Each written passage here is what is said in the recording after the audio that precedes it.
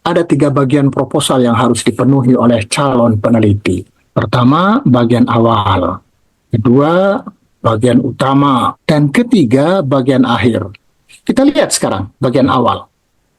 Lihat judul penelitian. Anda harus menulis judul penelitian sesingkat mungkin, tetapi jelas. Jelas dalam arti menunjukkan dengan tepat topik yang hendak diteliti. Jelas dalam arti tidak membuka peluang penafsiran yang berbeda. Oleh karena itu, judul harus ditulis dalam ungkapan denotatif, bukan konotatif. Di bawah judul Anda tulis proposal disertasi. Diikuti dengan lambang berukuran 5 sampai 5,5 cm. Anda hanya boleh menulis nama yang sesuai dengan ijazah yang diperoleh pada jenjang pendidikan sebelumnya.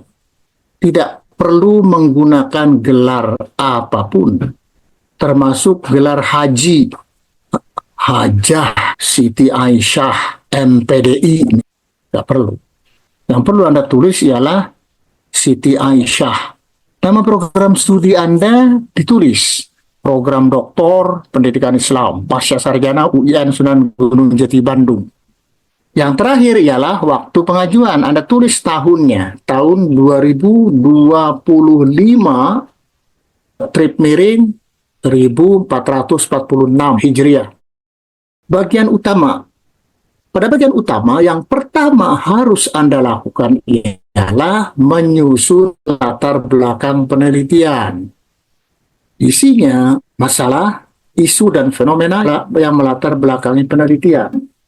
Isu dan fenomena yang melatar belakangi penelitian tersebut dibahas sedemikian rupa dengan menggunakan teori, konsep, dalil, dan peraturan yang relevan sampai Anda temukan research problem.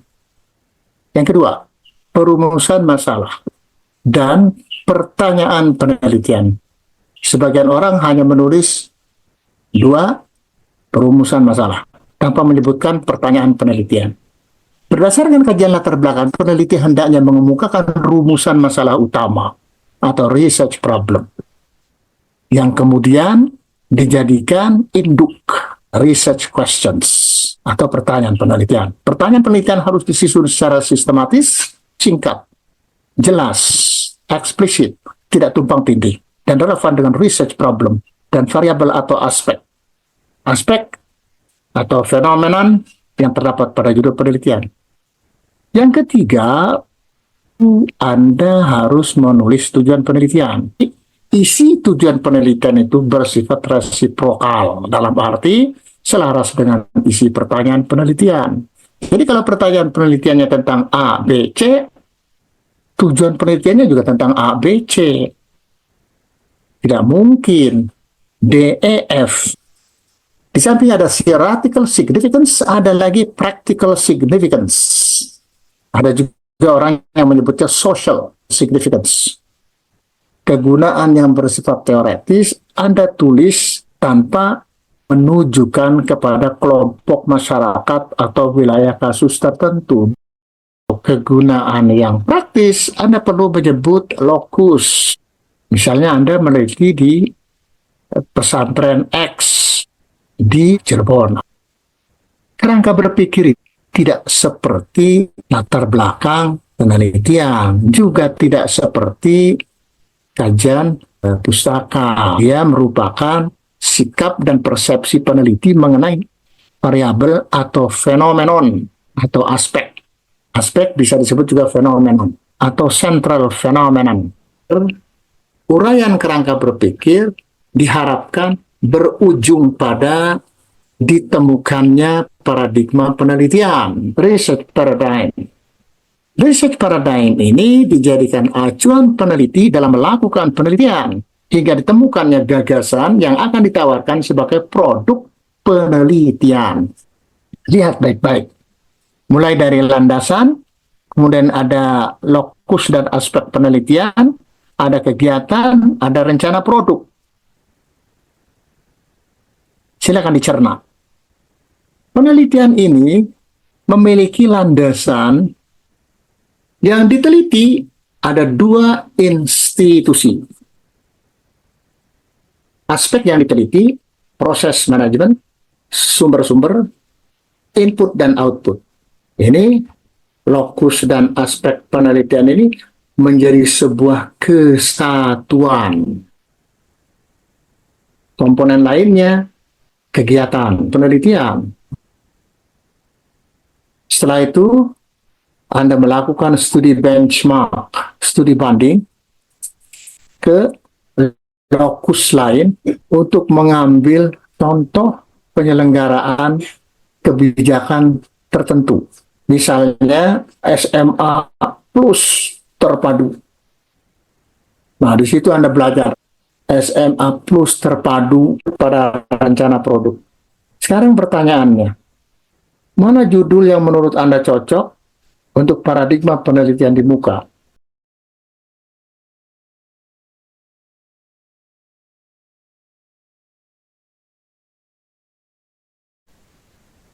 Kalau saya nomor 2 ke kebijakan, karena membahas sebenarnya hampir ya, karena aspek penelitiannya tuh ke proses manajemen sumber-sumber pendidikan, input dan output. Jadi lebih ke kebijakannya dibandingkan ke efektifan gitu. Jadi akibat kebijakan tersebut terhadap mutu lulusan bagaimana, nanti kan lokusnya di SMA Islam Subhanallah sama SMA Islam Alhamdulillah gitu. Jadi dari situ bisa memberikan sebuah rencana produk bagaimana SMA Islam Plus yang bagus gitu kan. Yang ketiga itu keefektifan penyelenggaraan pendidikan Islam. Sedangkan yang kedua, pendidikan menengah Islam, SMA Islam.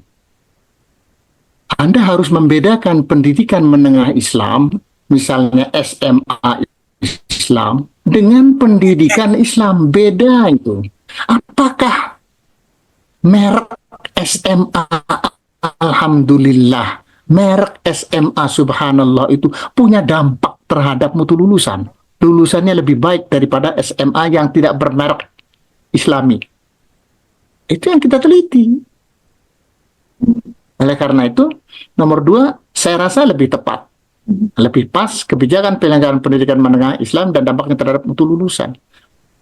Baik, saya betulkan sekarang 2003. Sistem Undang-undang pendidikan sistem nasional. pendidikan kan? Iya, Nah, Sisdiknas, baik. betul. Terima kasih atas koreksi Anda. Sama-sama, Prof. Bolehkah kita mengganti kata keefektifan dengan efektivitas penyelenggaraan pendidikan? Boleh tidak, Prof? Atau Tidak boleh. Karena efektivitas itu kata yang liar. Yang betul ialah effectiveness. Effectivity itu salah. Dan tidak pernah ada dalam bahasa Inggris. Effectiveness di Indonesia kan menjadi keefektifan. Orang bilang efektivitas karena menduga. Efektivitas itu berasal dari kata effectivity, ngarang bebas itu. Saya mengambil 2 lokus 1 kabupaten gitu. Apakah harus ada beda dengan kota kabupaten gitu, Prof? Terima kasih. Tidak ada keharusan itu. Yang penting ialah 2 lokus itu memiliki kesamaan dalam hal fenomena atau variabelnya. Itu yang penting. Lokusnya satu di kabupaten, lainnya di kota, tidak ada masalah. Hipotesis digunakan untuk membuat prediksi penelitian berpendekatan kuantitatif. Thesis statement merupakan prediksi untuk penelitian yang berpendekatan kualitatif. Hipotesis itu sifatnya mungkin menerima atau mungkin menolak. Kan menerima sekaligus menolak. Menerima saja atau menolak saja. Bergantung pada keyakinan Anda setelah melakukan kajian kritis terhadap teori dan dalil yang relevan dengan topik penelitian Anda. Metodologi penelitian. Bukan metode ya. Isinya ada pendekatan, ada metode, ada teknik pengumpulan data, macam-macam. Namanya metodologi. Paling tidak Anda menulis tentang pendekatan penelitian Anda. Anda tulis metode penelitian Anda yang relevan dengan pendekatan itu. Anda sebutkan jenis data, kuantitatifkah, kualitatifkah. Ketiga, teknik pengumpulan data. Anda jelaskan, Anda mengumpulkan data dengan cara tes, dengan observasi, kuesioner, macam-macam. Harus jelas. Lalu teknik analisis data. Anda menggunakan statistik korelasi atau t-test kalau penelitian kuantitatif. Kalau penelitian kualitatif, Anda gunakan triangulasi dan member check untuk penelitian yang berpendekatan kualitatif. Ini yang terakhir. Bagian ini memuat kajian mengenai hasil penelitian terdahulu yang relevan dengan topik penelitian yang diajukan. Jangan lupa, ini bukan kajian pustaka. Ini hasil penelitian terdahulu. Jadi kajian mengenai hasil penelitian orang di masa lalu. Bukan kajian pustaka. Peneliti S3 lazimnya mengkaji 5 laporan. Anda hanya boleh memasukkan pustaka yang benar-benar Anda rujuk. Jadi kalau Anda merujuk 10 buku, ya 10 itulah yang Anda tulis di sini. Kalau ada lampiran, silakan Anda masukkan pada bagian akhir di proposal Anda, bukan pada badan karangan proposal, karena dapat mengganggu keseimbangan isi proposal. Kecuali kalau yang dilampirkan itu daftar tabel yang pendek-pendek, tidak ada masalah kalau itu. Sekarang Anda lihat ini.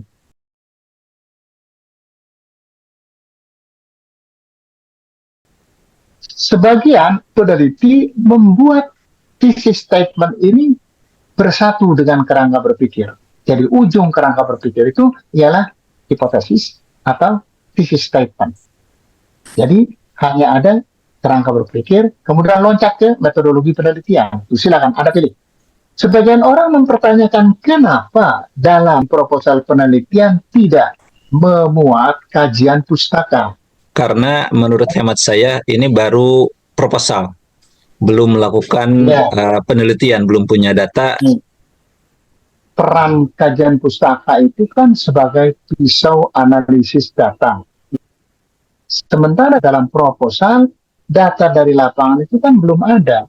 Jadi memang kajian pustaka tidak diperlukan. Mari berpikir sejenak. Dapatkah kita menetapkan judul penelitian sebelum mengetahui permasalahan yang terkandung dalam judul tersebut? Sebutkan alasan Anda.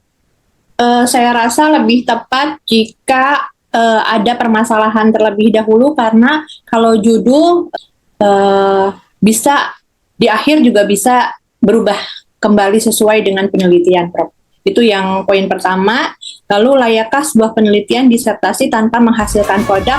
Tidak, Prof, karena tentunya disertasi itu harus menghasilkan novelty.